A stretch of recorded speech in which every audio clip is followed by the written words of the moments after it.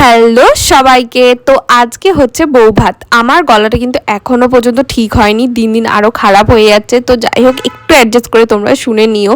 আজকে যেহেতু বউ ভাত, সেই জন্য বউ ভাতের যে সমস্ত দুপুরবেলা রিচুয়ালসগুলো থাকে সেগুলো সমস্ত কমপ্লিট করানো হচ্ছে। আর আলটিমেটলি আজকে মানে এই মুহূর্তে এই যে দেখতেই পাচ্ছ তোমরা, দায়িত্ব নেবার পালাটা শুরু হয়ে গেল। তো যাই হোক, এরা সমস্ত কিছু অনুষ্ঠান মানে এই সমস্ত রিচুয়ালগুলো কমপ্লিট করে নিয়েছে। তারপর আমরা সবাই খেতে বসে গিয়েছিলাম। বেশি ভ্লগ বা ভিডিও আমার করা হয়নি এই জায়গাটাতে।